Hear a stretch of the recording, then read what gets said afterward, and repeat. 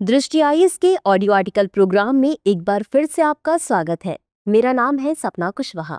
आज का हमारा आर्टिकल इंडिया टुडे में प्रकाशित लेख using extra ordinary powers SC cleared even president rejected Tamil Nadu bills के सारांश पर आधारित है। इसमें टीम दृष्टि के इनपुट्स भी शामिल हैं। यह आर्टिकल सामान्य अध्ययन प्रश्न पत्र 2 की राज्य व्यवस्था खंड से जुड़ा है। तो चलिए आर्टिकल की शुरुआत करते हैं।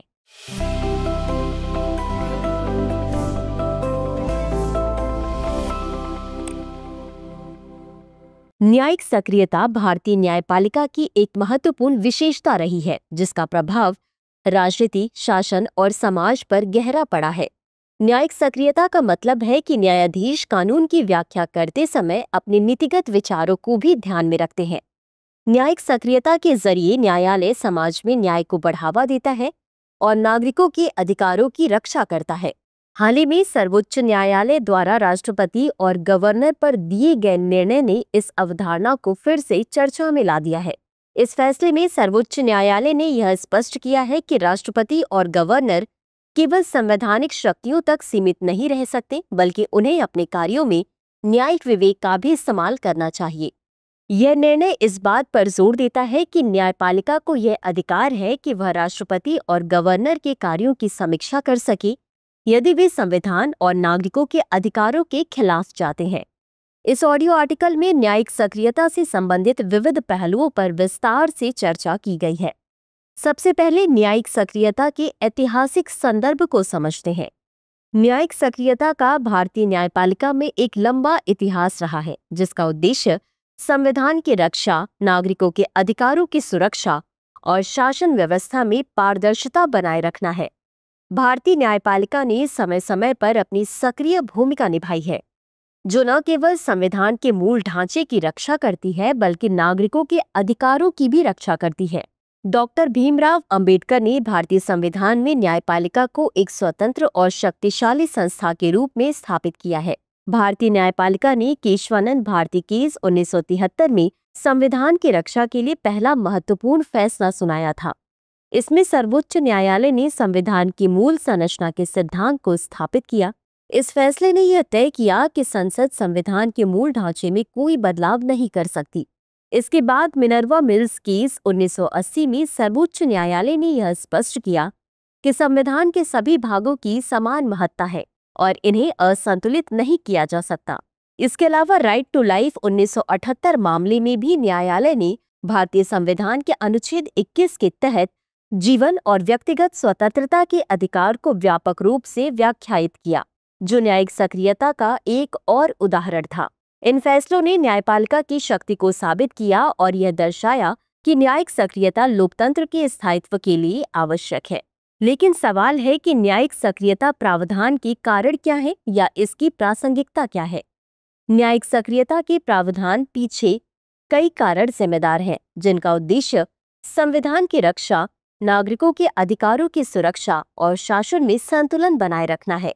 न्यायिक सक्रियता का मुख्य उद्देश्य यह है कि न्याय और संविधान का उल्लंघन न हो और समाज में समानता और निष्पक्षता बनी रहे। भारतीय संविधान सर्वोच्च है और इसे लागू करना न्यायपालिका का मुख्य कार्य है। जब भी सरकार या अन्य संस्थाएं संविधान से बाहर जाती हैं या इसके सिद्धांतों का उल्लंघन करती हैं, तो न्यायपालिका का कार्य संविधान की रक्षा करना होता है। संविधान की मूल संरचना को सुनिश्चित करने के लिए न्यायपालिका सक्रिय भूमिका निभाती है। ऐसे में न्यायिक प्रक्रिया महत्वपूर्ण भूमिका निभाती है। न्यायपालिका का प्रमुख कर्तव्य नागरिकों के अधिकारों की रक्षा करना है। संविधान में प्रदत्त मूल अधिकारों का उल्लंघन होने पर न्यायपालिका न्यायिक सक्रियता के माध्यम से हस्तक्षेप करती है। साथ ही कई बार कानूनों की व्याख्या स्पष्ट नहीं होती। ऐसे में न्यायपालिका सक्रिय रूप से कानूनों की सही व्याख्या करती है ताकि उनका सही तरीके से पालन हो सके। इस प्रकार न्यायिक सक्रियता लोकतंत्र की रक्षा करती है और संविधान के प्रावधानों के उचित स्पष्टीकरण द्वारा इसकी प्रासंगिकता बनाए रखती है। लेकिन सवाल है कि न्यायिक सक्रियता के लाभ क्या हैं? न्यायिक सक्रियता भारतीय लोकतंत्र में एक महत्वपूर्ण शस्त्र है, जो संविधान और नागरिकों के अधिकारों की रक्षा करने में अहम भूमिका निभाती है। इसके तहत न्यायपालिका संविधान की व्याख्या करती है और सरकार के फैसलों की समीक्षा करती है। जब सरकार या अन्य संस्थाएं संविधान से बाहर जाती हैं तो न्यायपालिका का कार्य संविधान की रक्षा करना और उसे लागू करना होता है। साथ ही न्यायिक सक्रियता के द्वारा नागरिकों के मौलिक अधिकारों की सुरक्षा सुनिश्चित होती है। यदि सरकार या अन्य संस्थाएं नागरिकों के अधिकारों का उल्लंघन करती हैं, तो न्यायपालिका हस्तक्षेप करके उनके अधिकारों की रक्षा करती है। इसके अलावा न्यायिक सक्रियता से सरकार की नीतियों और कार्यों की पारदर्शिता बनी रहती है। जब न्यायपालिका सरकार के फैसलों की समीक्षा करती है तो यह सुनिश्चित करती है कि गवर्नेंस में कोई भ्रष्टाचार या अनियमितता न हो। इससे प्रशासन और सरकार की जवाबदेही बढ़ती है, जो लोकतंत्र के लिए महत्वपूर्ण है।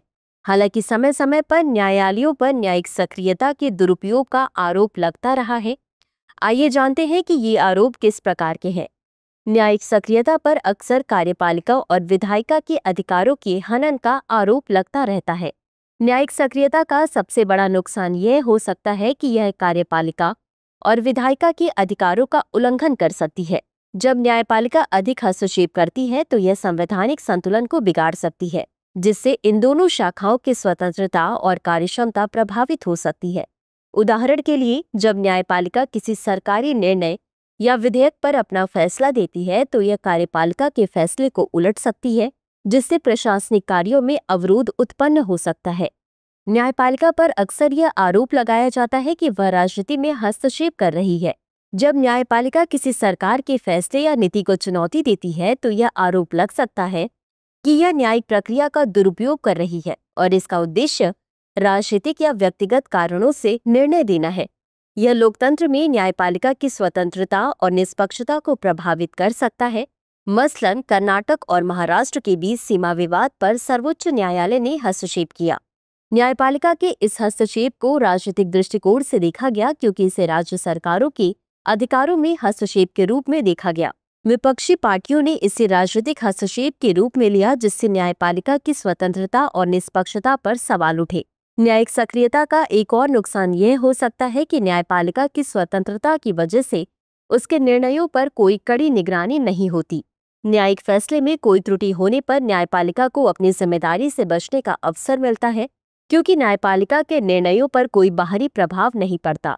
इससे कभी कभी न्यायिक निर्णयों में असंतुलन और पक्षपाती दृष्टिकोण उत्पन्न हो सकता है। इस प्रकार, जबकि न्यायिक सक्रियता लोकतंत्र के लिए महत्वपूर्ण पहलू है, इसके कुछ नुकसान भी हो सकते हैं जो कार्यपालिका और विधायिका के अधिकारों पर प्रभाव डालते हैं और न्यायिक प्रक्रिया में असंतुलन पैदा कर सकते हैं। आगे की राह।